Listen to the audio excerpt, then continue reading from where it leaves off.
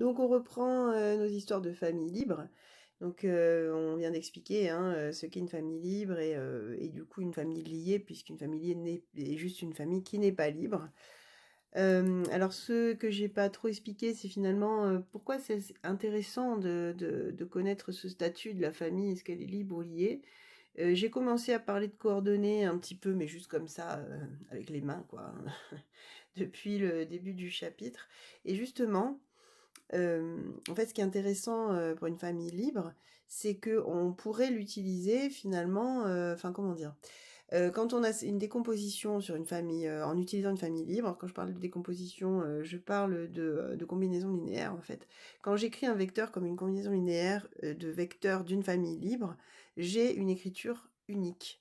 Alors je sais pas si ça vous a sauté aux yeux, peut-être pas. Si je prends par exemple V1, V2, V3 qui est libre, et que je prends U qui s'écrirait justement comme une combinaison des trois, voilà. Bien si je sais que V1, V2, V3 est libre, A, B, C vont être uniques. Alors j'explique pourquoi. Imaginons que j'en ai d'autres. Donc j'ai A' V1 plus B', V2 plus C', V3. Voilà. Donc d'autres coefficients. Ça voudrait dire donc que quand je soustrais les deux, donc A moins A' fois V1 plus B moins B' fois V2 plus C moins C' fois V3 serait égal donc au vecteur nul. Voilà. Et justement, comme V1, V2, V3 forment une famille libre, ça veut dire que là, ben, j'ai une combinaison de V1, V2, V3 qui donne le neutre. Et donc, forcément, A moins A' égale B moins B' égale C moins C' égale 0. Autrement dit, A égale A', B égale B', C égale C'. Donc A, B et C sont uniques. Donc si j'ai mon écriture justement sur V1, V2, V3, donc en tant que combinaison linéaire, elle est unique. Et pourquoi c'est intéressant en termes de coordonnées? Parce que justement, imaginons qu'on appelle ça des coordonnées, justement le A, le B, le C, et on aura donc des coordonnées uniques dans ce cas-là. Alors on verra qu'il me manque un petit élément encore pour réellement parler de coordonnées, parce qu'on parlera de coordonnées avec des familles qui seront des bases. Donc on verra qu'il nous manque quelque chose quand même quand on a une famille libre. Mais finalement, on pourrait déjà parler de coordonnées dans l'espace vect de V1, V2, V3. Voilà, on n'est juste pas sûr d'être dans l'espace complet. Voilà, mais on pourrait déjà. Donc c'est pour ça que c'est intéressant, notamment. Donc ça fait peut-être écho avec des petites choses que j'avais déjà dites. Bon, ça c'est une parenthèse qu'on rouvrira sûrement, mais là je la ferme pour l'instant. Donc j'en étais là il me semble, oui voilà, à la dernière partie qui concernait justement les familles libres. Et là on va se concentrer plus particulièrement sur le cas des polynômes, puisqu'on va voir que il y a un cas chez les polynômes qui est intéressant parce qu'on sait d'ores et déjà dans ce cas-là qu'on a une famille libre. Alors quel cas justement? Donc, bah, déjà une petite définition, bon rien de très difficile. On appelle, donc une famille à degrés échelonnés chez les polynômes, une famille telle que le premier aurait un degré strictement inférieur à celui du deuxième et cetera. C'est-à-dire qu'en gros, ils sont rangés par ordre de degré, croissant et il y en a pas 2 qui ont le même degré, quoi. Voilà. C'est, tout simplement. Donc, vous avez un exemple en dessous, hein. Donc effectivement, là, j'ai du degré 1, là, j'ai du degré 3, là, j'ai du degré 5, et là, j'ai du degré 7. Donc, ils sont bien rangés dans l'ordre strictement croissant des degrés. Vous remarquerez au passage qu'on n'est pas forcément obligé d'avoir tous les degrés, juste des degrés strictement croissants, voilà. Mais sinon, on n'est pas obligé d'avoir tous les degrés. Voilà. Et on n'est pas obligé de commencer à la constante degré 0 non plus. On est très libre en fait, hein. Donc ce qu'on appelle une famille à degrés échelonnés. Bon, et pourquoi on vous parle de ça? Eh bien parce que justement, toute famille de polynômes non nuls, je rappelle que du moment où vous avez le polynôme nul, vous avez une famille liée, enfin le vecteur nul. Donc il faut qu'ils soient tous non nuls. Mais du moment où ils sont tous non nuls et à degrés échelonnés, on sait déjà, alors on va le démontrer une bonne fois, mais après on pourra l'utiliser, on sait déjà que la famille est libre, justement. Donc c'est pas pour rien que ça arrive dans cette partie-là du cours. Donc justement, petite démonstration de la proposition. Alors, donc là on est dans le 1, non, dans le 2, 1C. Donc preuve, proposition. Alors le principe n'a rien de vraiment fou, on va faire une récurrence, tout simplement. Alors une récurrence sur quoi? Sur n, mais attention, n n'est pas... faites attention là dans cette preuve à une petite subtilité, pardon.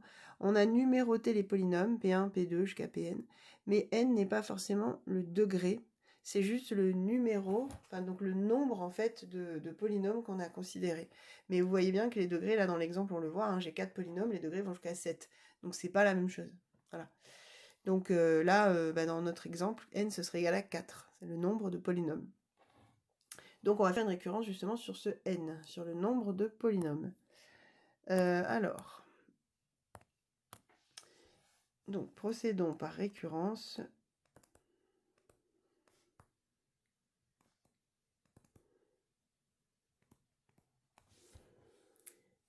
Sur n, le nombre de vecteurs, ou enfin de polynômes ici, hein, de la famille.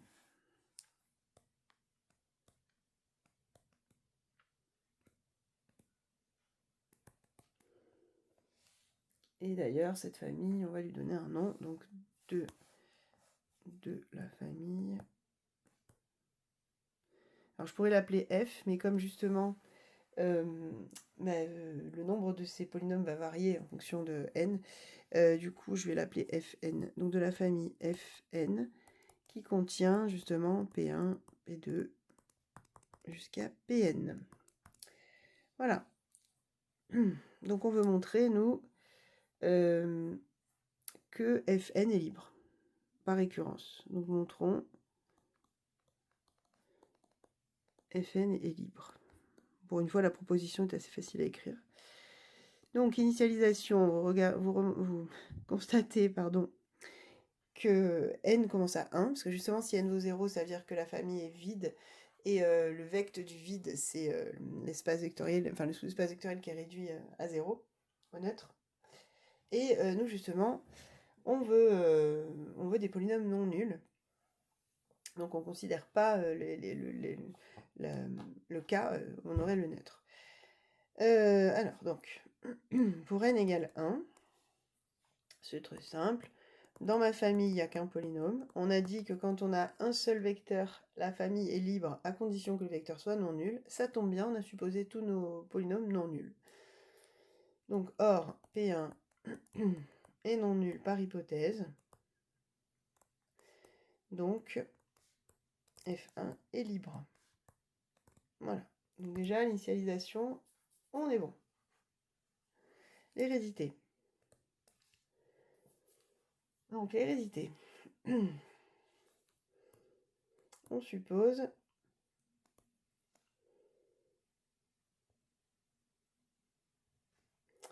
que pour un certain n, supérieur ou égal à 1, toute famille de n polynômes à degré échelonné. Pour l'instant, on n'a pas utilisé les degrés. Je ne l'ai pas réécrit évidemment dans nos hypothèses, hein, mais c'est bien dans la proposition.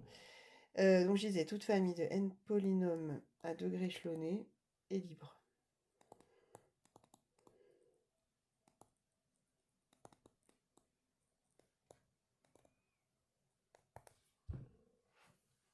Voilà. Oui, parce que en fait, je suis en train de me dire, dans la façon dont je vous ai écrit la proposition, on dirait que P1, P2, Pn sont fixés. Non, en fait, hein, c'est vraiment, on fait la récurrence sur n, donc le nombre de polynômes, mais les polynômes eux-mêmes ne sont pas fixés. Voilà, j'espère que c'est bien clair. Donc c'est pour ça que là, je peux me permettre de dire toute famille de n polynômes à degré échelonné est libre d'après mon hypothèse de récurrence. Maintenant, j'aimerais montrer que c'est vrai pour une famille à n plus 1 polynômes. Donc montrons que cela reste vrai pour toute famille de n plus 1 polynômes à degré échelonné.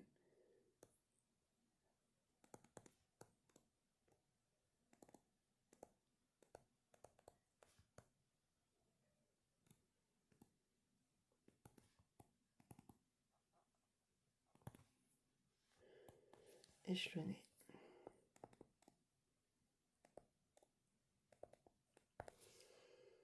Voilà. Bon. Alors, c'est pas une récurrence très longue ni très difficile, vous allez le voir. Du coup, je vais appeler Fn plus 1 une famille, pareil, hein, P1, P2 jusqu'à Pn plus 1. On imagine donc qu'elle a n plus 1 polynômes. Et je vais montrer qu'elle est libre. Donc, je considère toujours pareil, lambda 1, lambda 2 jusqu'à lambda n plus 1 des réels. Alors là, est-ce qu'on est sur les réels? Pas forcément. Donc, des scalaires.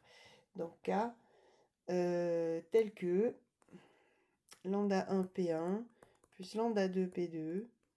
Donc, toujours pareil, on pose une combinaison linéaire égale à 0. Donc, ici, au polynôme nul. Donc, c'est le 0 des polynômes. Je le redis. Voilà. Voilà. Bon, donc ça, c'est ce qu'on pose justement pour savoir si elle est libre. Maintenant, ce qui m'intéresse justement, c'est Pn plus 1, puisque en gros, si je vais que jusqu'à Pn, mon hypothèse de récurrence, ça saura répondre. Mais Pn plus 1, je l'ai rajouté, donc il m'intéresse. Alors du coup, je vais noter Pn plus 1 avec donc une somme de monômes, là, donc une écriture de polynôme. Donc k égale 0, et je ne connais pas son degré, je vais l'appeler d. AK xk, voilà. Et je vais préciser que AD différent de 0, c'est-à-dire que D c'est bien son degré, son vrai degré. Il n'y a pas d'équivoque sur le degré, on a bien le monôme de plus haut degré qui correspond au degré T, au degré D, pardon. Donc, du coup, si je regarde ce qui se passe, comme mes polynômes sont à degré échelonné, dans ma somme, le seul terme en x puissance d, donc en degré d, c'est AD xd. C'est-à-dire que tout ça, donc, attendez, je prends de la couleur. Lui, degré d, et tout ça, c'est de degré strictement inférieur à d, forcément, puisque on est en degré échelonné. Pn plus 1 a donc un degré strictement supérieur au précédent.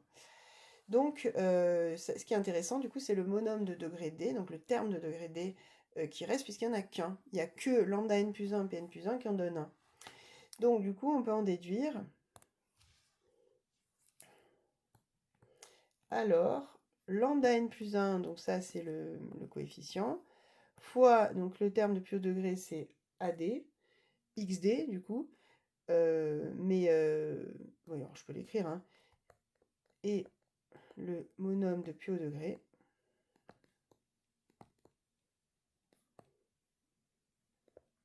voilà. Et donc, comme de l'autre côté, on a le polynôme nul par identification, lambda n plus 1 fois AD égale à 0.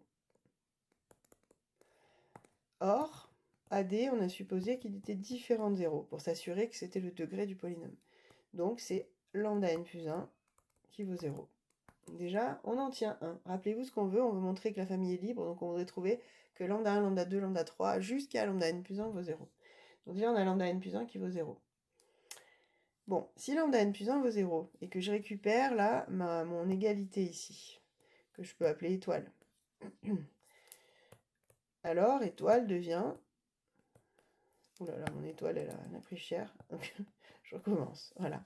Je crois que j'avais mis un rond, oui c'est ça. Donc alors étoile devient lambda 1 P1 plus lambda 2 P2 plus jusqu'à lambda n Pn égale à 0. Et là, parce qu'on s'en est pas encore servi, on va servir de l'hypothèse de récurrence qui dit que du moment où j'en ai n de degrés échelonnés, donc des polynômes de degrés échelonnés, alors la famille est libre. Là, j'en ai n, P1, P2 jusqu'à Pn, j'en ai n. Donc ça veut dire que je suis devant une famille libre, puisque les P1, P2, Pn, en plus, ils étaient supposés à degrés échelonnés depuis le départ. Voilà. Donc justement, je vais le dire. Or, P1 jusqu'à Pn est une famille de n polynômes à degré échelonné, donc libre. Et donc si elle est libre, ça veut dire que dans une telle situation, tous les lambda i sont nuls. Puisque justement, là, j'ai une combinaison linéaire des P1, P2, Pn égale à 0. Dans la situation justement où la famille des PI serait libre, et c'est le cas, ça implique donc que tous les coefficients sont nuls. D'après la définition de la liberté d'une famille, hein, tout simplement. Égale à 0. Et comme lambda n plus 1, ils valent déjà 0, bah, ils valent tous bien 0. Et donc, on a fn plus 1 qui est libre. D'ailleurs, je crois que dans ma rédaction... Oui, alors je l'ai dit, mais bon, ouais. Donc là, toujours à degré échelonné. Hein.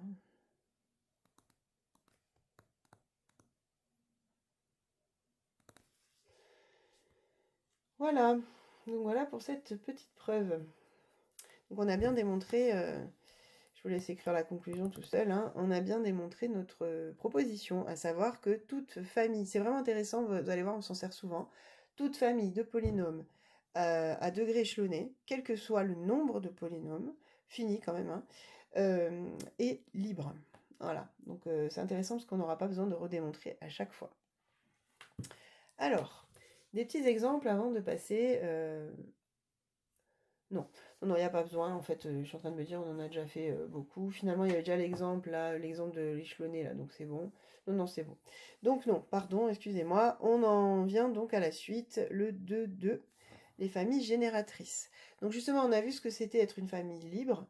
Donc en gros, ça assure l'unicité des combinaisons linéaires, finalement. C'est-à-dire que quand je considère une combinaison linéaire dans cette famille, il n'y a qu'une façon de l'écrire. Voilà, le fait qu'elle soit libre. Une famille génératrice, ça va être tout autre chose. Et ce sera, souvent vous serez moins à l'aise pour le démontrer au final que la famille libre, même si au début c'était pas très intuitif. La famille génératrice, elle porte bien son nom. Ça, pour le coup, on comprend bien l'idée.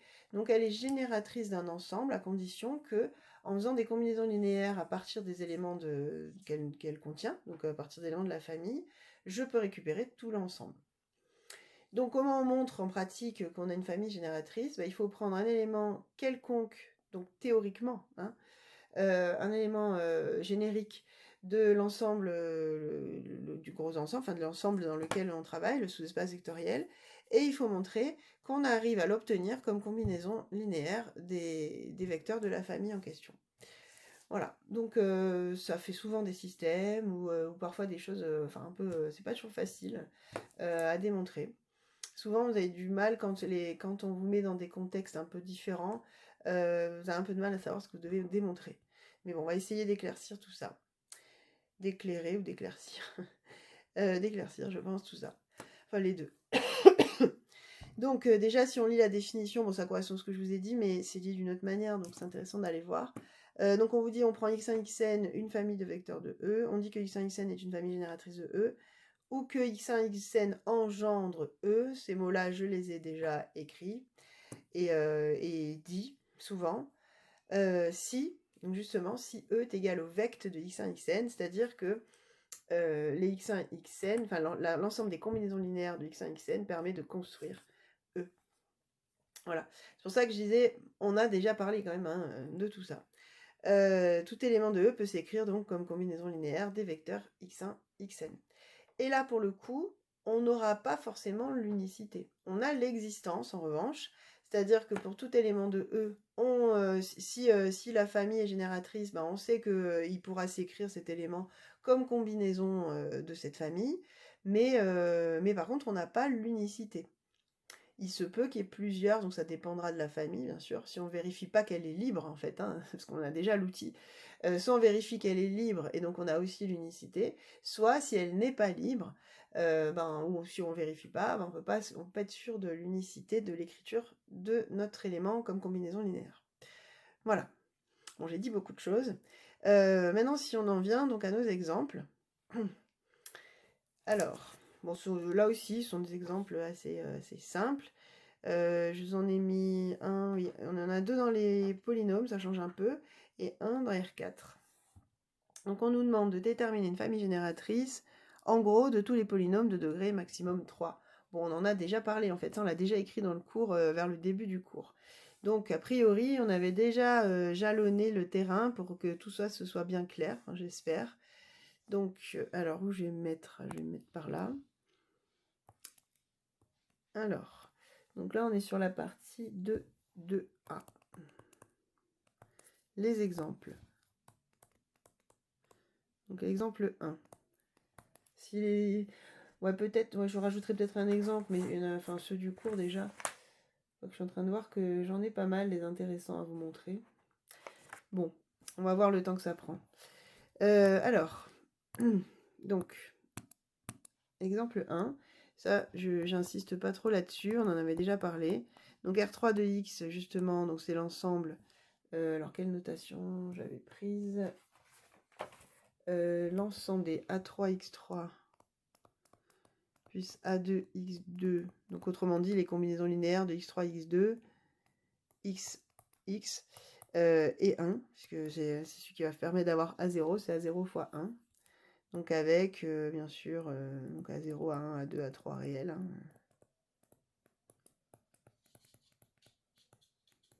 Voilà. Et donc ça, on avait justement dit que c'était vect de x3, x2, x et 1. Vous pouvez les écrire dans l'autre sens d'ailleurs. Ça ne change rien. Voilà, bon, franchement, là, j'ai rien de spécial à ajouter, on en a déjà beaucoup parlé. Donc, exemple 2. C'est intéressant aussi, et là aussi, on en a parlé, vous allez voir. Donc, on demande une famille génératrice, pardon, j'ai mon chat qui est monté sur le bureau, pour tout vous dire, c'est pas grave. On demande donc une famille génératrice de R4. Donc R4, ce sont donc les vecteurs à 4 composantes. Donc si j'écris R4 de façon assez innocente, bah, qu'est-ce que ça contient? Bah, les x, y, z, t. Voilà. Avec x, y, z, t réels. Donc c'est vraiment une écriture très simpliste, mais ça suffit. Puisqu'au final, bah, ça veut dire que ça, je peux l'écrire x fois 1, 0, 0, 0, si j'écris les vecteurs en colonne, plus y fois 0, 1, 0, 0, plus z fois, vous voyez que ce travail, on l'a déjà fait, hein, on est d'accord, plus t fois 0, 0, 0, 1, avec toujours x, y, z, t réel. Mais bon, vous voyez, c'est bizarre de l'écrire x, y, z, t appartenant à R4, parce que justement, je suis en train de définir R4, alors c'est pas très logique. C'est pour ça que j'avais mis en toutes lettres juste au-dessus. Donc réel, je suis obligée de le mettre comme ça. C'est tellement évident qu'en fait, on est en train on a le serpent qui se mord la queue, quoi, entre guillemets. Alors, voilà, donc on a ça. Et donc, on aperçoit bien ici l'ensemble des combinaisons linéaires de... Alors, ça aussi, ça devrait vous parler E1, E2, E3. On a vu tout à l'heure les EN, enfin j'ai dit tout à l'heure dans la vidéo précédente. Les fameux EI, là, qui étaient une famille libre, en fait, ils sont aussi une famille génératrice de Rn. Ici, bon, ce sera R4. Donc, là, on va dire vect de E1, E2, E3, E4. Donc, E1, E2, E3, E4 est une famille génératrice, autrement dit, engendre. Engendrer, c'est vraiment au sens filial du terme. Hein. C'est ce qui permet donc de construire, de faire naître tous les éléments de R4. Donc E1, E2, E3, E4 et une famille génératrice de R4. Donc en gros, à partir de cette famille, c'est comme s'il y avait une matrice de base en fait. À partir de cette famille, en la combinant à chaque fois d'une manière différente, etc., je récupère absolument tous les éléments de R4. C'est ça qu'on est en train de dire. Hein. C'est ça, générateur. Engendrer, générer quelque chose. Donc, est une famille génératrice de R4. Faut que j'arrête de parler et que j'écrive. Voilà. Donc, tout à l'heure, avec 1x, x2, x3, pareil. Hein, c'est ce qui permet d'engendrer tous les polynômes de degré maximum 3 en faisant des combinaisons. Bon. L'exemple 3.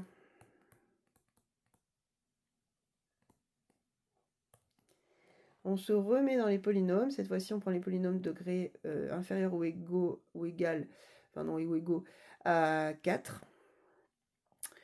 On considère une famille là qu'on vous donne et on vous demande est-ce que c'est une famille génératrice. Alors je vais l'écrire. Donc notre famille, je vais l'appeler F. On va faire comme ça. Donc F, c'est donc le premier, c'est x plus 5. X au carré, pardon. X au carré moins 3x. X au cube plus 1. Et 2x4 plus x. Donc P1, P2, P3 et P4. Ok, et on se demande donc, est-ce que cette famille est génératrice? Alors, là c'est un petit peu comme les familles libres, c'est-à-dire que quand on arrive à avoir un peu de recul, on essaye de voir si ça va être plutôt oui ou plutôt non, pour savoir qu'est-ce qu'on va mettre en place pour justifier notre réponse, quoi. Donc si c'est plutôt oui, justement il faudrait prendre un polynôme quelconque de R4 de x. Et donc vraiment quelconque, hein, donc ax4 plus bx3 plus cx2 plus dx et plus e. Et montrer que on est capable de trouver en fonction de a, b, c, d, e, donc des coefficients de départ, des coefficients dans la combinaison linéaire de P1, P2, P3, P4 qui donnerait bien le même polynôme. Voilà.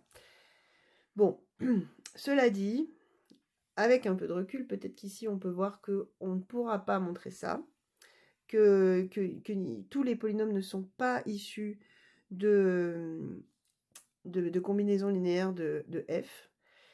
Je vais prendre un polynôme vraiment tout simple, une constante, en fait, parce que je ne sais pas si vous voyez, mais ce qui fait un peu défaut là-dedans sont les constantes. Alors, c'est peut-être pas évident pour tous, mais... parce qu'en fait, si vous regardez bien ce qui se passe, j'ai P4 qui est de degré 4, et il n'y a que lui. Donc, imaginons que je veuille obtenir une constante, il faudrait que j'ai un autre polynôme de degré 4 pour pouvoir compenser le degré 4. Parce que si je veux obtenir une constante, il n'y a plus d'x4, il n'y a plus d'x3, il n'y a plus d'x2, il n'y a plus d'x. Quand je fais ma combinaison linéaire, à la fin, il ne me restait qu'une constante. Et là, je vois bien que le fait qu'il y ait du degré 4 que dans P4, ça va m'empêcher de pouvoir enlever le degré 4, en fait, quand je fais une combinaison des 4. Alors, vous pourriez me dire, oui, mais bon, on n'a pas besoin de prendre P4. Bon, ok, mais si je prends que P3, enfin, si je prends pas P4, je prends les trois autres. J'ai le même problème, puisque P3 est de degré 3 et c'est le seul. C'est le seul qui a du x3. Bon, alors je me dis, ok, je prends pas P3, tant pis. Et avec P1 et P2, même problème. P2, c'est le seul qui a du x2, donc je ne peux pas éliminer. Et donc, il ne me reste plus que P1. Mais P1, il est de degré 1, donc je ne peux pas créer une constante à partir de lui non plus. Donc, avec un petit peu de recul, là, justement, il est échelonné. Notre famille est à degré échelonné, mais sans constante. Donc, il nous faudrait, si on rajoute devant, si on rajoute un polynôme dans la famille qui est constant, c'est bon. Mais là, on n'en a aucun qui est constant, il est à degré échelonné, donc en fait, chaque degré ne va pas réussir à se compenser. Et donc, effectivement, les constantes, on ne va pas arriver à les obtenir. Alors, je vais prendre l'exemple de 1. Donc là, ce serait la réponse n'est pas génératrice de R4 de X. Car, par exemple,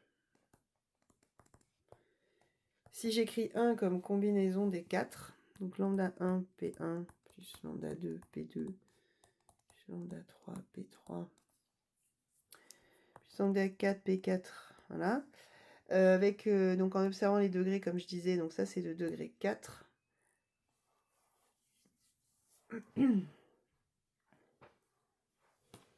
Enfin, si, oui. C'est degré 4 si lambda 4 est différent de 0, en fait. Oui, si lambda 4 vaut 0, forcément. Mais si lambda 4 est différent de 0, et tout ça, c'est de degré inférieur ou égal à 3. Donc, pour les raisons que j'ai données tout à l'heure, hein, forcément, lambda 4 vaut 0. On n'a pas le choix. Ainsi, 1 serait égal à lambda 1 P1 plus lambda 2 P2 plus lambda 3 P3. Pareil, degré 3. Et là, degré inférieur ou égal à 2. Voilà. Donc pareil, pour éliminer, pour que ça puisse être égal à une constante, il ne faut pas de x3. Donc on est obligé de prendre lambda 3 égale 0. Et ainsi de suite. Voilà. Et donc, on va se retrouver avec 1 égale lambda 1 P1. Sauf que c'est pas possible, puisque P1 est degré 1. Et même si je prends lambda 1 égale 0, là pour le coup, 0 n'est pas égal à 1, donc ça marche pas. Donc impossible. On va se retrouver avec 1 égale à 0, si vous voulez. Voilà. Donc il n'est pas possible d'écrire 1 comme combinaison linéaire des éléments de cette famille. Donc cette famille n'est pas génératrice. Parce que pour être générateur de R4 de X, il faut pouvoir générer tous les polynômes de R4 de X. Voilà, donc ça c'était un exemple intéressant aussi. Alors, je suis juste en train de consulter tous les exemples que j'ai. Qu'est-ce qu'on pourrait... Alors ça, celui-là, c'est pas la peine, on en a un similaire dans le TD, donc celui-là non.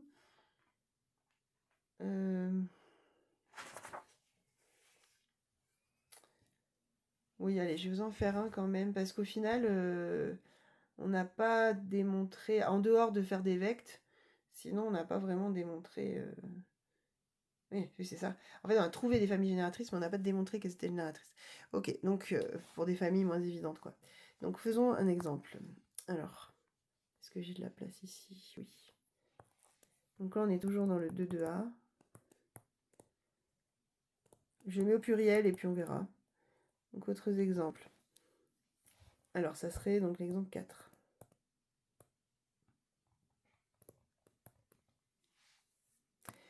Donc, je vous donne 4 vecteurs. Je les prends assez simples, hein, volontairement, pour qu'on n'ait pas non plus... On passe pas trop de temps sur les calculs. Donc, 1, 1, 1, 1, 0, 0, 1, 0, moins 1, et x4 qui serait 2, 1, 1. Et on se place donc dans R3. Et donc, la question, c'est est-ce que f, donc x1, x2, x3, x4,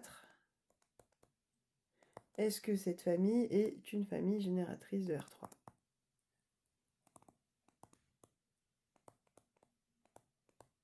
Voilà. Bon, alors là, pour le coup, on n'a pas d'évidence, enfin, à part si vous en avez une, mais pas forcément une évidence. Est-ce qu'on arrive à recréer tout R3? Bon, enfin, vous pourrez essayer de réfléchir, mais vous verrez qu'on ne trouve pas forcément un vecteur qu'on n'arriverait pas à atteindre. Par exemple, si on avait toutes les coordonnées, toutes les troisièmes coordonnées nulles, on pourrait dire, ah bah ok, oui, 0, 0, 1, j'arrive pas à l'atteindre. Bon, là, c'est pas le cas, tout est assez bien distribué, on peut imaginer qu'on puisse atteindre tous les éléments de R3. Donc, on va essayer de montrer qu'elle est génératrice. Donc, pour montrer qu'elle est génératrice, comme je disais, on va partir donc d'un U, je vais l'appeler ABC cette fois, parce qu'il y a déjà des X partout, d'un U quelconque dans R3, et on va essayer de montrer qu'il existe une combinaison de X1, X2, X3, X4 qui donne U. Donc, justement, on cherche lambda 1, lambda 2, lambda 3, lambda 4, tel que ABC soit égal, justement, à lambda 1 x1 plus lambda 2 x2 plus lambda 3 x3 plus lambda 4 x4.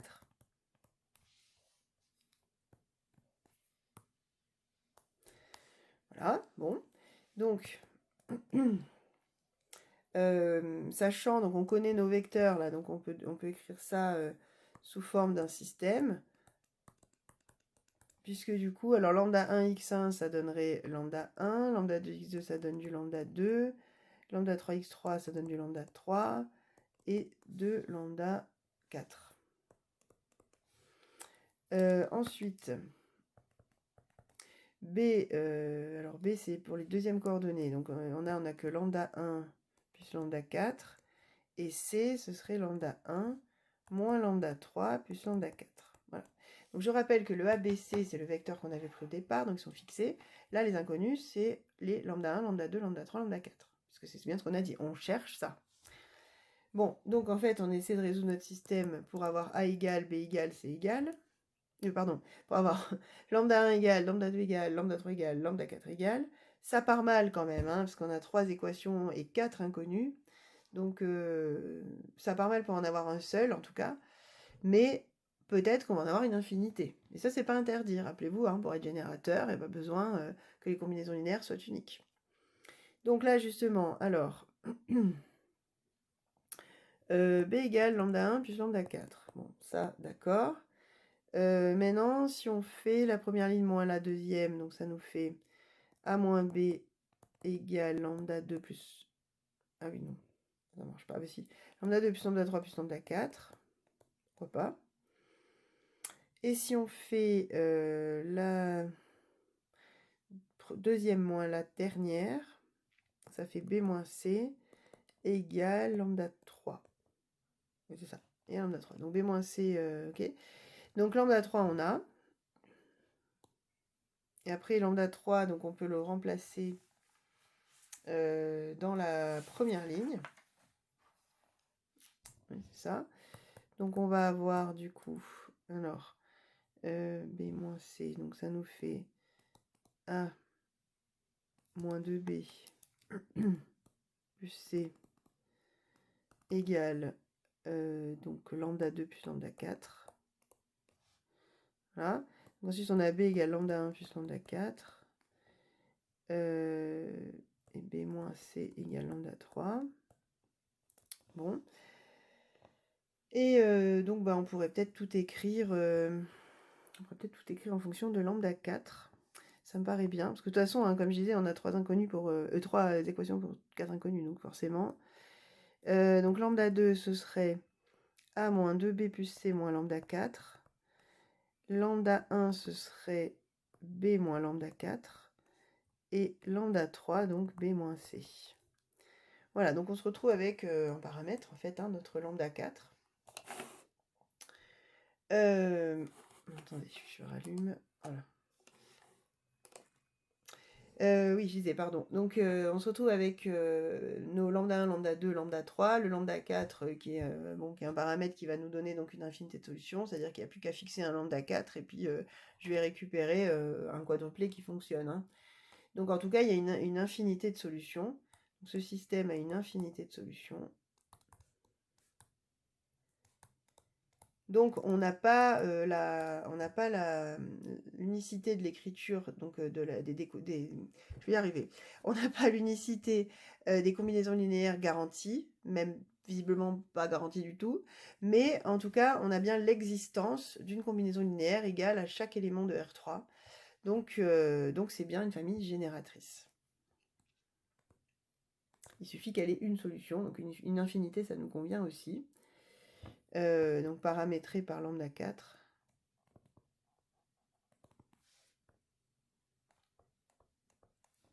Et donc, x1, x2, x3, x4 est génératrice de R3.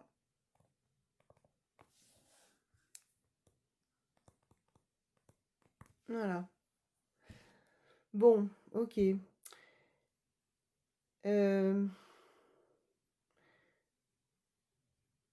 Et finalement, j'ai envie de poser aussi une autre question, on peut toujours sur le même exemple. Est-ce que cette famille est libre? Alors, c'est pas anodin, hein, ça va nous servir pour après. Donc, elle est génératrice, ça, on est bon. Est-ce qu'elle est libre? Voilà. Mais si je regarde... Oui, alors soit je trouve directement un lien. Alors, est-ce qu'il est facile à trouver?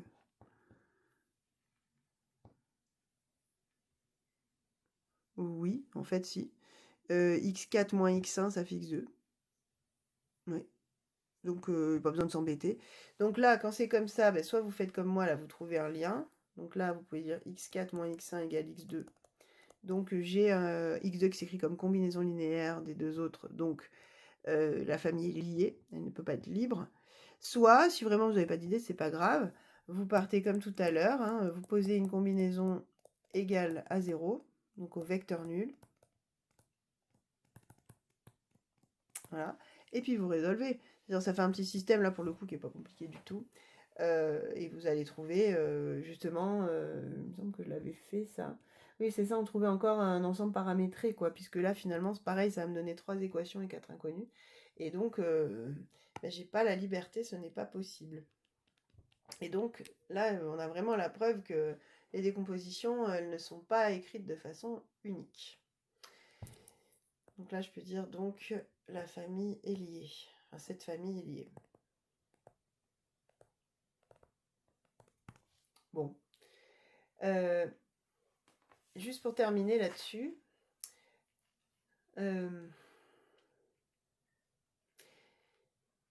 on a vu tout à l'heure, c'est encore au-dessus, je crois. Enfin, je sais pas où je l'ai mis. Bon, on l'a dans nos exemples. Je vais le remettre à l'écran. C'est où? Ah, c'est là. On a vu ici qu'une famille génératrice de R4, c'était E1, E2, E3, E4. Et je vais expliquer qu'en fait, ça marche pour Rn. C'est-à-dire que E1, E2, E3, dans R3, donc avec 3 composantes, c'est aussi une famille génératrice de R3, bon, etc. Donc une autre façon, je ne vais peut-être pas prendre le temps de le faire, on en parlera en TD, mais une autre façon de montrer que cette famille-là, X1, X2, X3, X4, était génératrice, ça aurait pu être de montrer que vect de X1, X2, X3, X4, donc ça qui est censé être égal à R3, si elle est génératrice, justement, que c'est égal à vect de E1, E2, E3. Parce que cette famille-là, on sait déjà qu'elle est génératrice. Donc on sait déjà que ça donne R3. Et donc finalement, on aurait pu se poser la question comme ça. Est-ce que ce vect est inclus dans ce vect? Ça peut être intéressant, surtout qu'à l'instant, ce qui est évident, hein, ce sens-là, il est évident. Alors bon, on pourrait expliquer pourquoi, mais bon, il est évident. Et donc, il resterait surtout à montrer l'autre sens, qui revient à peu près au même, mais c'est un peu plus long, hein, mais ça peut être intéressant, ça peut être intéressant aussi comme méthode.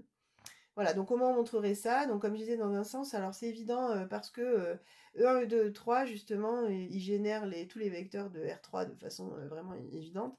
C'est-à-dire si je prends X1 par exemple, 1, 1, 1, voilà, ben je sais déjà que c'est E1 plus E2 plus E3. Puisque, rappelez-vous, E1 c'est celui qui a un 1 sur la première ligne, E2 sur la deuxième et E3 sur la troisième. Donc quand j'additionne les 3, ça me fait bien 1, 1, 1.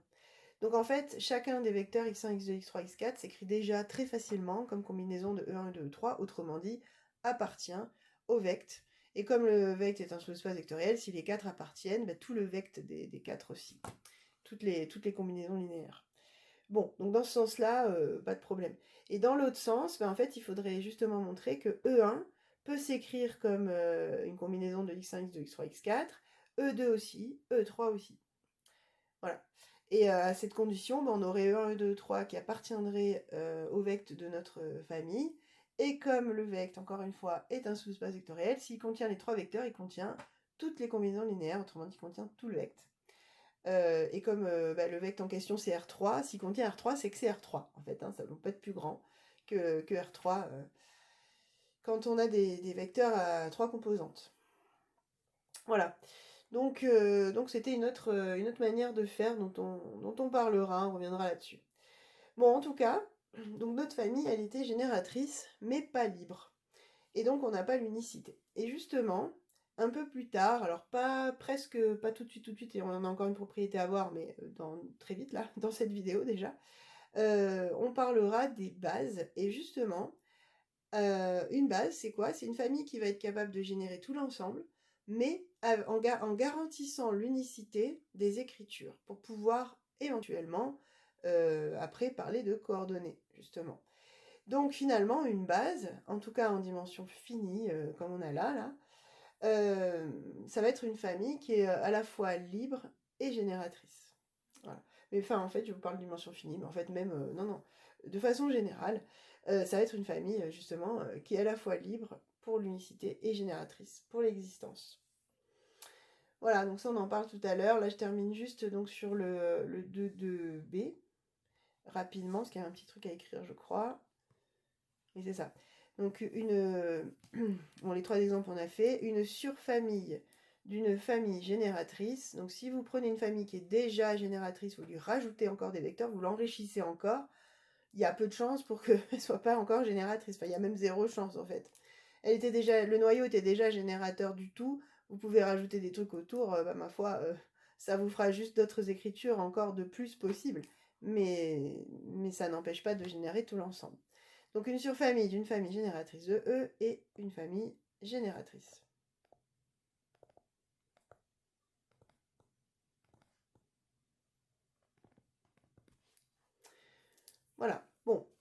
J'insiste pas là-dessus, je pense pas qu'il y ait besoin de démontrer non plus.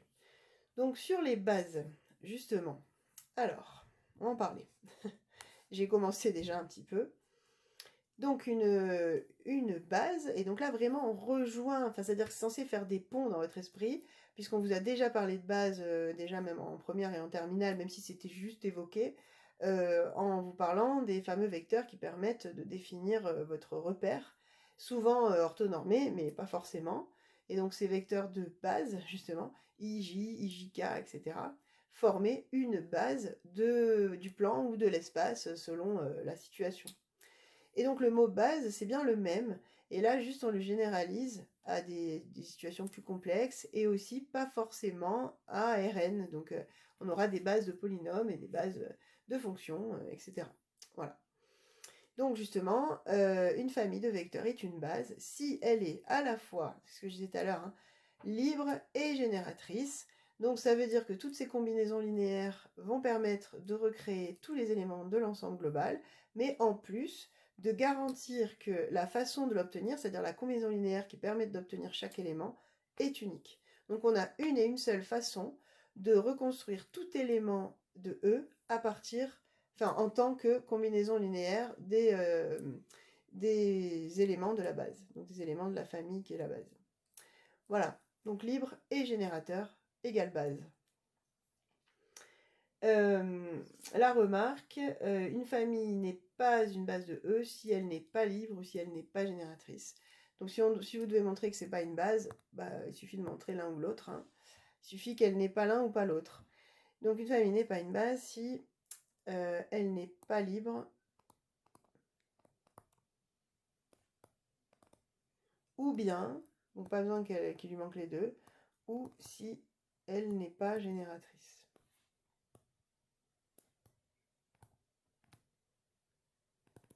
De E, bien sûr, puisque là on parle de E comme espace vectoriel, global, ou même, oui, enfin si, ou sous-espace vectoriel. Ok, bon. Et donc le 2, 3b, donc après bon, on aura l'occasion de voir des exemples, mais là déjà, ce sont des tout petits exemples, mais importants, ce qu'on va appeler les bases canoniques. Alors canonique, ça veut dire type, voilà, les bases de référence. C'est ça, c'est plutôt de référence. Comme les fonctions de référence, c'est-à-dire que ce sont des bases, du moment où on les a écrites, où on les a justifiées éventuellement si besoin, on ne reviendra pas sur la justification, sur la démonstration. On admet après, à partir de là, que ce sont des bases des ensembles concernés. Donc ce qu'on appelle les bases canoniques, autrement dit la base la plus connue, et la plus utilisée d'ailleurs, de chacun de ces ensembles. Donc, on retrouve au rang des espaces vectoriels connus et à connaître et de référence, K puissance n, justement. Alors ça, on l'a déjà vu, puisque en fait, les E1, En, on en a parlé. On a montré tout à l'heure que ça formait une famille libre, donc c'était bon. Et générateur, alors je ne voulais pas démontrer... Enfin, oui. En fait, ce qu'on a écrit pour libre, enfin bon bref, ça marche aussi, enfin pour générateur, vraiment, juste on décompose, je suis en train de réfléchir. Ah, mais si, voilà, oui, on l'a fait pour R4 tout à l'heure, voilà, c'est ça. Donc c'est la même chose pour Rn, hein, c'est-à-dire je prends un vecteur quelconque dans Kn, disons, à n composantes, ben, je peux l'écrire comme donc x1 fois e1 plus x2 fois e2, etc. Donc une base canonique, enfin la base canonique de Kn, c'est justement E1, En. Et on va rappeler ce qu'est E1, En, etc. Donc où E1, c'est le vecteur avec que des zéros sauf sur la première ligne. E2, c'est le vecteur avec que des zéros sauf sur la deuxième ligne, etc. Et donc En qui serait celui avec un 1 sur la dernière ligne. Voilà, donc effectivement, hein, si j'ai 1, 2, 3, par exemple jusqu'à n, le vecteur comme ça, ben ce serait donc une fois E1, plus 2 fois E2, etc. Donc effectivement, c'est bien combinaison linéaire des E1, En. Et en même temps, c'est une famille libre, ça on l'a démontré tout à l'heure.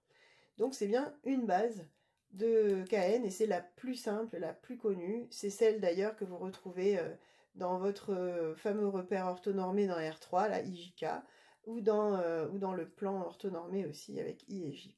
c'est le même. E1, E2, c'est I et J quand on est dans R2. Base canonique de MNP, ça on en a parlé aussi. Donc pareil, toute matrice, donc ça, on l'avait dit déjà plein de fois, mais je le remontre encore une fois. J'ai pas de place ici, hein, je vais le faire là. J'effacerai après, c'est pas grave. Toute matrice, donc par exemple, voilà, moins 5, 6, 7, 8, voilà. Toute matrice comme ça peut se décomposer à l'aide des matrices élémentaires.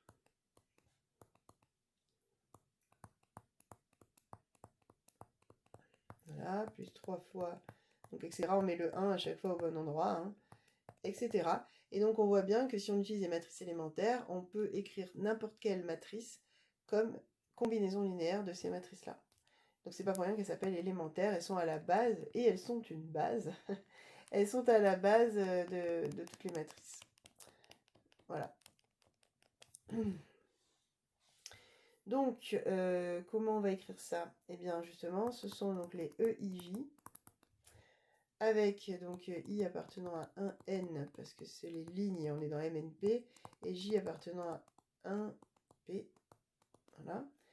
Et on va rappeler ce qu'est EIJ, donc où EIJ égale, donc on a des zéros partout, sauf à un endroit. Et justement, cet endroit-là, c'est la ligne I et la colonne J. Et après, des zéros partout ailleurs.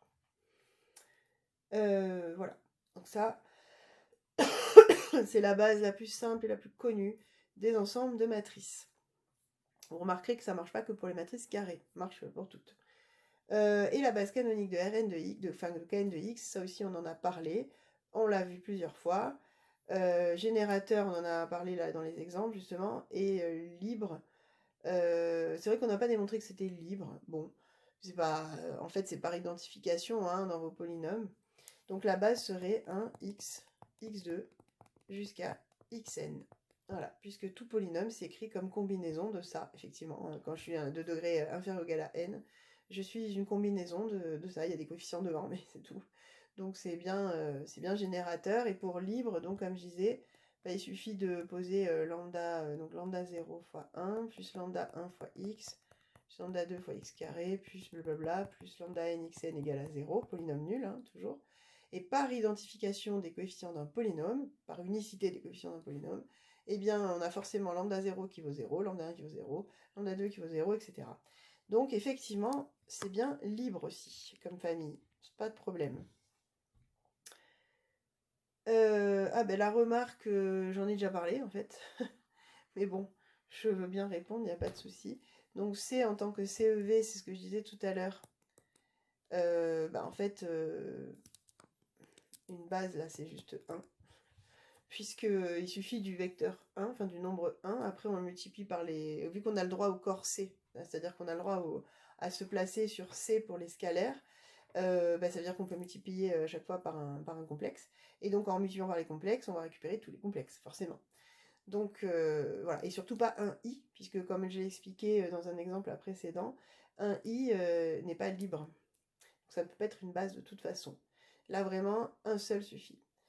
En revanche, pour REV, là, la base, c'est bien un I. Voilà, bon. Je vais dire quelques mots quand même du 2-3C. Qu'est-ce que... Il y a encore pas mal de choses. Je suis juste en train de me demander qu'est-ce qu'on démontre. Est-ce qu'on démontre tout? Souvent l'exemple, ok. Bon, je vais expliquer déjà, on verra. Donc justement, on en arrive aux fameuses coordonnées dont je parle depuis un petit moment. Et donc, il nous fallait une base pour pouvoir... Enfin, il nous fallait les bases pour pouvoir parler de coordonnées. Voilà. Donc, pas pour rien tout ça. On n'a pas fait tout ça de façon complètement innocente. Donc, que dit notre proposition définition? Donc, en même temps, ça définit les bases, hein, cette proposition. Ça définit, pardon, les coordonnées, pas les bases, pardon. Les bases, j'ai déjà dit. Les coordonnées. Et en même temps, vous allez voir qu'il y a un petit truc à démontrer quand même. Donc on vous dit, on part de E1, EN, une base de E. Alors attention, E1, EN, j'ai les mêmes notations là que la base là, de tout à l'heure de KN, Mais attention, E1, ça ne désigne pas forcément la base canonique de Kn. En fait, E1, c'est vraiment l'écriture la plus classique qu'on trouve pour désigner une base. Je ne saurais pas d'ailleurs vous dire pourquoi E. Alors, peut-être E comme espace, j'en sais rien. Je sais pas exactement pourquoi, il doit y avoir une vraie raison, hein, mais j'ai pas creusé la question. Pourquoi E, mais en tout cas, c'est souvent E1, En qui est écrit quand on parle d'une base de façon théorique.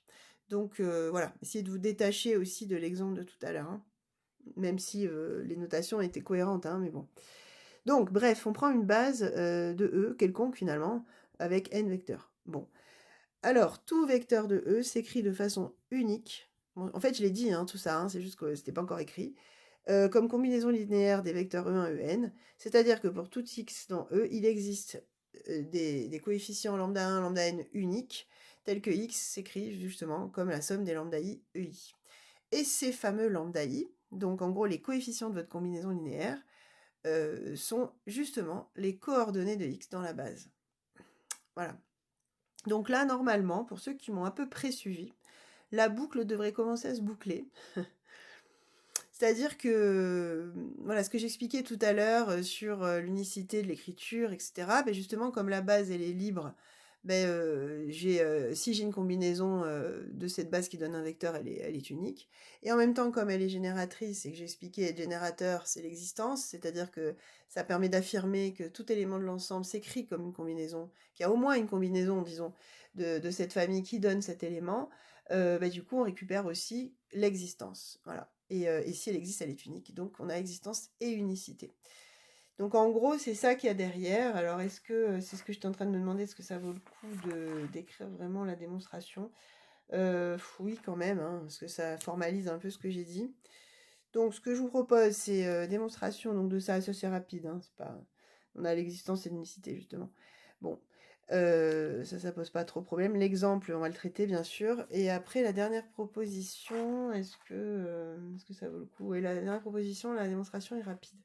Donc oui, allez, tant qu'on y est, je termine ça. C'est l'exemple qui est plus long, en fait. Mais bon, en même temps, c'est l'exemple surtout qui nous intéresse. Enfin, pour la compréhension hein, des concepts. Après, la preuve, elle est intéressante aussi, mais... alors, le 2, 3C. On y va pour la preuve. Donc, alors, 2, 3C.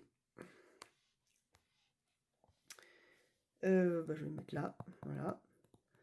Donc, preuve, il y a 2 propositions. Donc, je vais mettre proposition 1. Voilà. Donc, on doit démontrer que ces fameux lambda i, ils existent et qu'ils sont uniques à partir du moment où je pars d'une base. Donc, soit x appartenant à E. Alors, je trouve que c'est super épais là. Je sais pas si c'est moi. J'ai dû changer l'épaisseur. Non. Bon, c'est pas grave. Soit x appartenant à E. Et on va prendre donc E1, E2, En, une base de E. Voilà. Et donc on veut montrer que il existe un seul, donc il existe, et un seul, n uplé lambda 1, lambda n de coefficients, tel que x égale lambda 1 E1 plus jusqu'à lambda n En. Autrement dit, la somme, le sigma des lambda i EI. On veut démontrer ça. Voilà. Et après, le reste, c'est juste du vocabulaire. C'est-à-dire que après, juste, on a rajouté le mot. Dans ce cas-là, le lambda 1, le lambda 2, le lambda n, puisqu'ils vont être uniques, sont appelés les coordonnées. Et donc, un vecteur aura un n-uplet de coordonnées. Donc, ça correspond aux coordonnées telles qu'on a l'habitude de les utiliser. Sauf que, on les verra aussi dans des ensembles un peu plus bizarres. Alors, avant tout ça, donc, du coup, déjà, montrons l'existence. Donc le il existe pour l'instant. Bon, ça, c'est pas très compliqué, parce que justement, E1, E2, En étant une base, elle est en particulier génératrice. C'est ce que j'ai expliqué en fait hein, tout à l'heure, hein, c'est juste que là on formalise. Étant une base, elle est génératrice. Enfin, il s'agit d'une... Ouais, je vais le dire plus français. Il s'agit d'une famille génératrice.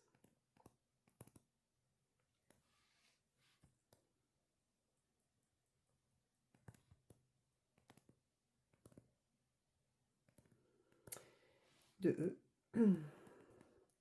Et donc, par définition des familles génératrices, justement, être générateur pour une famille, ça veut dire que on peut obtenir tout élément de E comme combinaison linéaire de la famille. Donc là, bah, vraiment, ça veut dire qu'il existe lambda 1, lambda n. Enfin là, vraiment, en fait, c'est quasi immédiat. J'ai rien dit de spécial, mais je rappelle juste qu'une base est génératrice, donc j'ai déjà l'existence. Bon, et l'unicité, elle va être obtenue exactement par le principe que j'expliquais tout à l'heure, donc en utilisant la liberté de cette fois-ci de la famille. Donc, pour l'unicité, ben, on va supposer qu'il n'existe pas un seul jeu de coefficients, mais deux. On fait souvent ça. Hein. Donc, supposons qu'il existe lambda 1, lambda 2, lambda n et mu 1, mu 2, mu n appartenant à Kn aussi, tel que justement la même chose, c'est-à-dire que x serait égal à la somme des lambda i e i, mais aussi à la somme des mu i e i. Bon, et nous on va exploiter justement cette égalité, puisque ça revient à dire que la différence des deux sommes est égale au vecteur nul.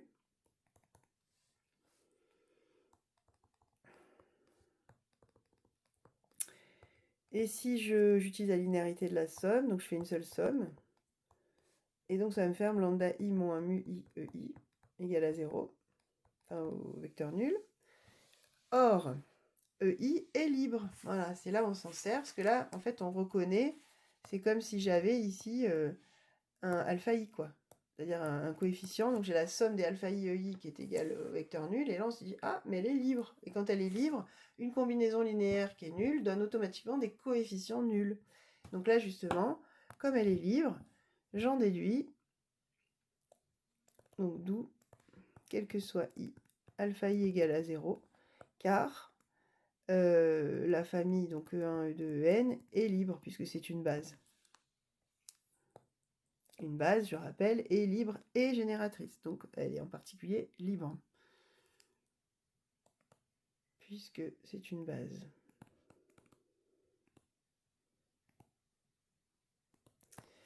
Voilà.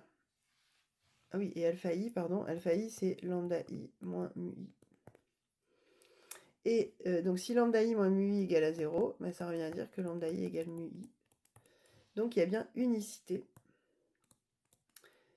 Donc, les coefficients lambda 1, lambda n sont uniques. S'ils existent, mais on a déjà vu qu'ils existaient.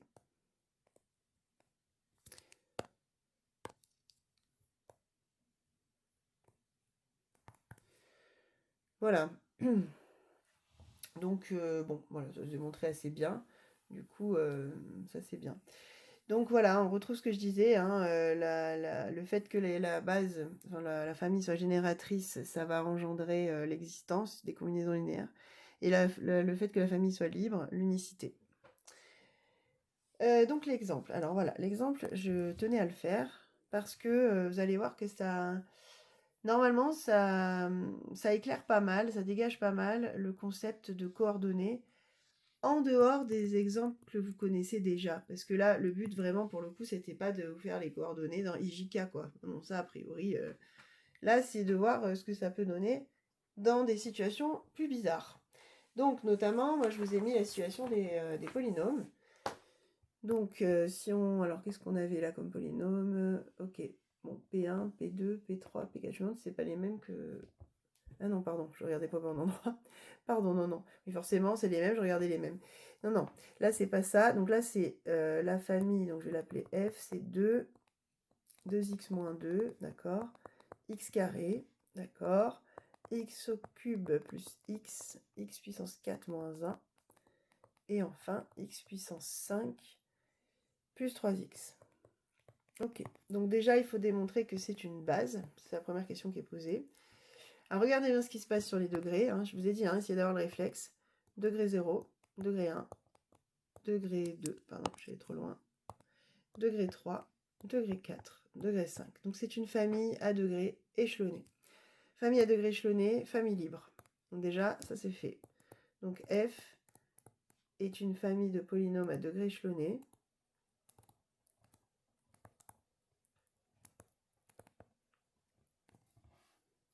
Donc elle est libre.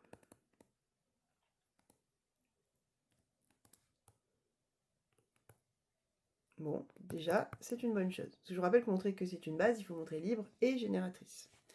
Donc il nous reste à montrer qu'elle est génératrice. Ah oui, parce qu'il précisait bien, enfin moi d'ailleurs, dans l'énoncé, on précisait bien R5 de X pour l'espace global. Donc montrons que F engendre R5 de X. Et pour ça, je vous ai dit tout à l'heure, vous prenez donc un polynôme quelconque de R5 de X, notez, donc on va prendre, je sais pas moi, AX5 plus BX4 plus CX3 plus DX2 plus, il y a quoi maintenant, E, X plus F, voilà, c'est très long, mais bon. Notez comme ça, et donc il faut essayer de montrer que P appartient au vecte de P1, P2, P3, P4, P5, P6. Alors P1, P2, P3, P4, P5, P6, ou alors on va faire mieux, je vais les appeler P0 comme leur degré. P1, P2, P3, P4, P5. Voilà. Donc il faudrait montrer que P appartient au vecte de P0, P1, P2, P3, P4, P5. Quel que soit A, B, C, D, E, F. C'est justement le truc. Alors, donc lui, je vais lui donner un nom aussi, hein, parce que non, F c'est pas malin, on va l'appeler G. P appartient à G, ça revient à dire. Donc être dans le vecte de tout ça, ça revient à dire qu'on est une combinaison linéaire. Donc ça revient à dire qu'il existe des coefficients. Donc je vais les appeler, allez, lambda 0, lambda 1, lambda 2, lambda 3, etc. Il y en avait combien déjà? Ouais, c'est ça. Donc appartenant à R6, tel que. Donc si P est une combinaison, ça voudrait dire qu'on aurait AX puissance 5 plus BX puissance 4 plus CX puissance 3 plus DX carré plus EX plus F égale à justement lambda 0 P0. Donc P0, tant que j'y suis, je vais remplacer. P0 c'est 2 plus lambda 1 fois 2x moins 2 plus lambda 2 fois x carré plus lambda 3 fois x3 plus x plus lambda 4 fois x4 moins 1 et plus lambda 5 fois x5 plus 3x. Voilà. Bon. Maintenant, il faut identifier. Hein. Alors, bon, je vous passe les... Il y a juste à rassembler. Enfin, vraiment, vous développez, vous réduisez et ensuite vous identifiez. Donc, je vais juste vous écrire ce que ça donne. Donc, ça nous fait que A égale lambda 5, B égale lambda... Non, c'est ça. 4, C égale lambda 3, D égale lambda 2, E égale 2 lambda 1 plus lambda 3 plus 3 lambda 5, et F égale 2 lambda 0 moins 2 lambda 1 moins lambda 4. Voilà, si je ne me trompe pas. Hein. Moins 2 lambda 1 plus lambda 3, c'est ça. Ah non, attendez, il m'en manque un. Ah non, non. Non, c'est ça, moins lambda 4. Oui, oui. Ok, voilà, et donc à partir de ça, rappelez-vous, ce qu'on cherche, ce sont les lambdas, alors que A, B, C, D, E, F sont censés être donnés au départ dans notre polynôme. Donc on en a déjà 4, là, lambda 2, lambda 3, lambda 4, lambda 5, ça c'est bon. Donc lambda 5 égale A, lambda 4 égale B, lambda 3 égale C, lambda 2 égale D. Et ensuite on remplace, donc nous on veut lambda 5, donc ça fait 1 tiers de E moins... Ah oui, non, pardon, lambda 1, on l'a pas... Ça, c'était un 3. Ouais, c'est un 3. D'accord, donc j'ai rien dit. C'est plutôt le contraire. Non, c'est lambda 1 égale 1 demi, donc, donc E moins lambda 3 moins 3 lambda 5. Et donc si on remplace 1 demi de E moins C moins 3A. Voilà, et la dernière ligne, elle nous permet d'obtenir lambda 0, qui est 1 demi de F, plus 2 lambda 1, plus lambda 4.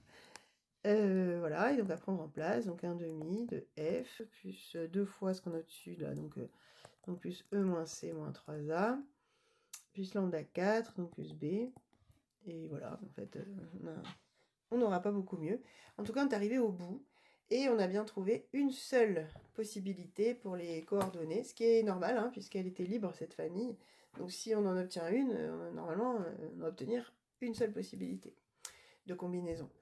Donc voilà, effectivement, tout polynôme s'écrit bien.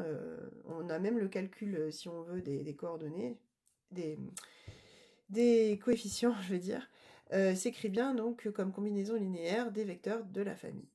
Bon. Et je crois que justement, parce que j'ai fourché, je parlais de coordonnées, mais je crois que justement on vous en parle.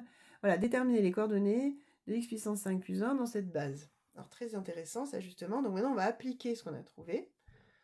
Donc je vais quand même écrire la conclusion. Alors donc, du coup, comment j'avais appelé ça déjà? Oui, F, comme ça. F est génératrice de R5 de X. Et donc, F est une base.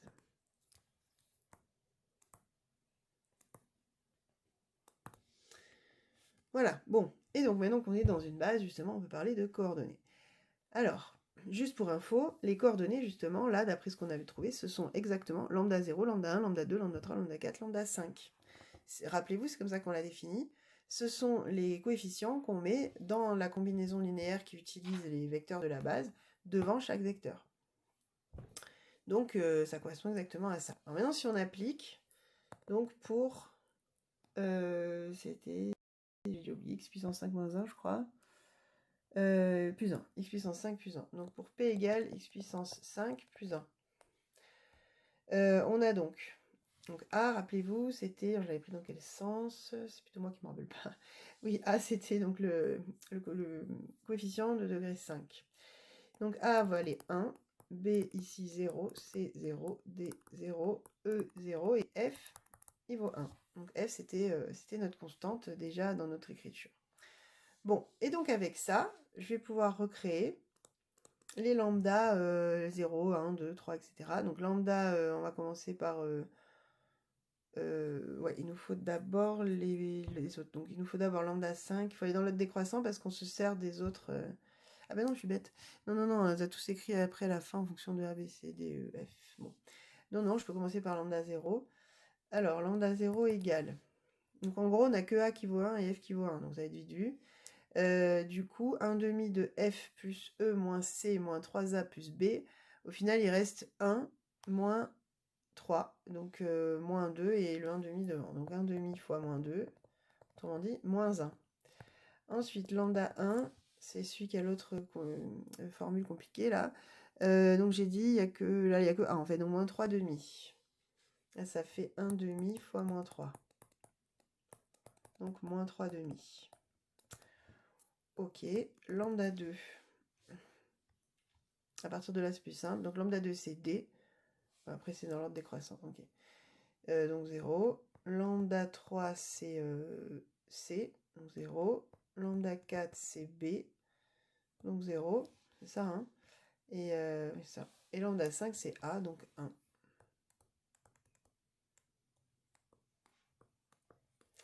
Voilà. Donc on peut dire que les coordonnées de P dans cette base,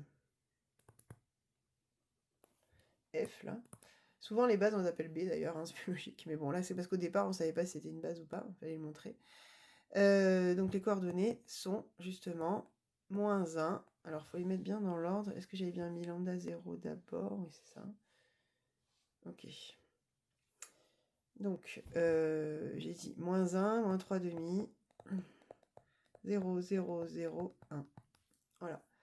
Et donc ça signifie justement que P est égal à moins 1 fois P1, P0, pardon, plus moins 3 demi fois P1, plus 0 P2, plus 0 P3, plus 0 P4, plus P5, une fois P5.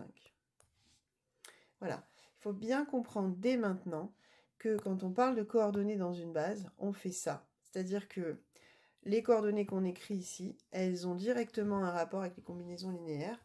Donc ça veut dire que c'est moins une fois le premier vecteur de la base, plus moins 3 demi fois le deuxième vecteur de la base, plus 0 fois le troisième vecteur, etc.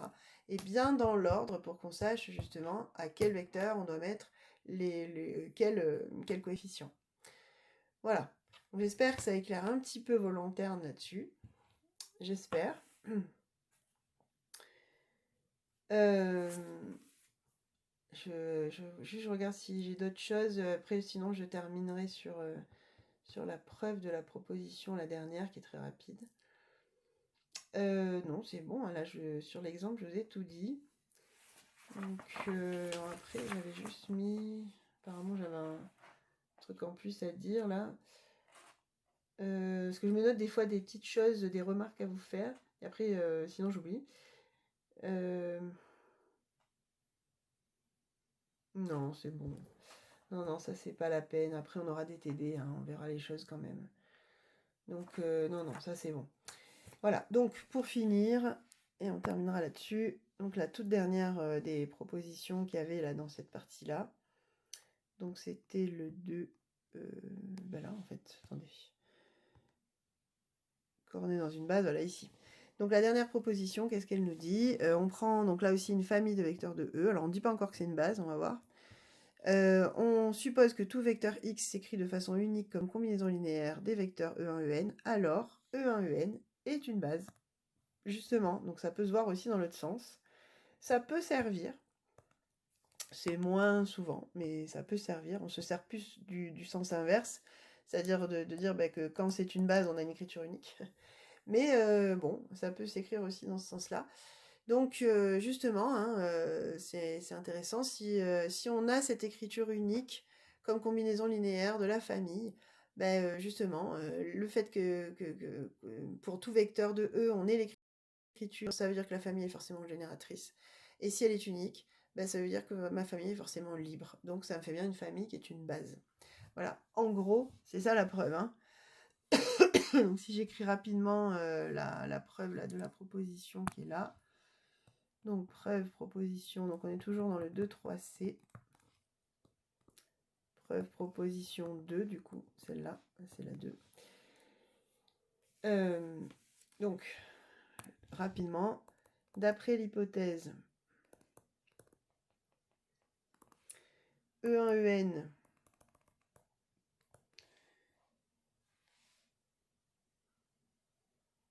est une famille génératrice. Pardon, je cherchais mes mots parce que je ne voyais pas le... Oui, c'est bon. Donc, est une famille génératrice puisque, on vous le dit, c'est-à-dire que c'est écrit là, hein, alors c'est pas écrit clairement, mais c'est la même chose. On suppose que tout vecteur x s'écrit comme combinaison linéaire des vecteurs E1, En. Donc là, on dit déjà qu'elle est génératrice, en fait, quand on dit ça. Donc c'est une famille génératrice de E, bien sûr. Oula. Ok, je reprends le stylo normal. Donc de E. Maintenant, est-ce que cette famille est libre? On va aller voir. Donc on prend une famille de lambda i. Donc c'est les fameux coefficients qu'on affecte pour écrire une combinaison linéaire égale à 0. Donc là, ça commence à faire quelques fois hein, que je l'utilise, ça, la démonstration de la liberté d'une famille. Donc égale au neutre, ok. D'après l'hypothèse, justement,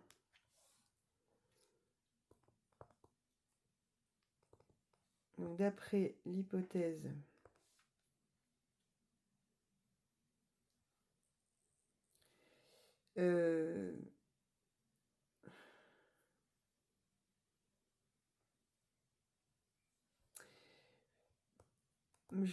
oui, on va juste réécrire ça. Donc pour tout x de E, l'écriture en combinaison, enfin, attendez, son écriture comme combinaison linéaire Je vais mettre CL pour combinaison linéaire, parce que j'ai plus de place. Donc son écriture comme combinaison linéaire des EI est unique. Et voilà, c'est ça. Ça va bien marcher. Donc, comme on sait que... Parce que justement, le neutre, on a déjà parlé 10 fois de ça. On sait que justement, il a déjà une écriture, hein, une décomposition évidente. C'est celle-là. Voilà. Et on est en train de dire, s'il y a une décomposition, elle est unique d'après l'hypothèse. Là, j'en trouve une, donc ça ne peut être que celle-là. Ça veut dire que les lambda i valent forcément 0.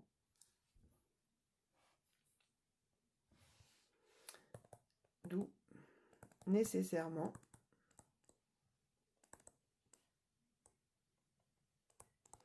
quel que soit i entre 1 et n, lambda i égale 0. Voilà, puisque bah, c'est l'unicité qui nous donne. Donc là, vraiment, à chaque fois, on utilise tout. Hein, sinon, on n'arrive pas à démontrer les choses. Hein. Voilà, qui termine donc cette partie de 3E. C'est bien, on a pas mal avancé là. J'espère juste que j'ai pas trop avancé toute seule, c'est-à-dire que vous avez quand même compris un maximum de choses. J'espère vraiment. Sinon, encore une fois, je le dis à chaque fois, c'est une offre sérieuse. Notez les questions et comme ça, bah, avant qu'on commence la prochaine fois à avancer, on peut déjà régler les questions et que chacun ne reste pas avec ses interrogations et ses doutes. Déjà que c'est un chapitre qui peut en amener naturellement. Donc, voilà, essayez tant qu'à faire. Quand vous arrivez à formuler une question, c'est que déjà il y a eu une partie de comprise, parce que vous arrivez à pointer le doigt sur ce qui n'est pas compris. Donc ça, c'est déjà une bonne nouvelle. Donc moi, je le prends pas mal quand il y a des questions. Alors après, évidemment, évitez de me poser 10 fois la même. mais sinon, surtout que là, on n'a pas fait ensemble. Donc voilà, s'il y a quelques questions, je suis aussi là pour ça. Donc n'hésitez pas. Écoutez, merci beaucoup pour votre écoute. Hein. Encore une fois, désolée de passer par ce biais-là, mais j'ai plus que ça à un moment. Voilà. Bah voilà, j'espère que quand même, ça ne vous fait pas trop peur, tout ça. On en reparle. Allez, merci, à très bientôt.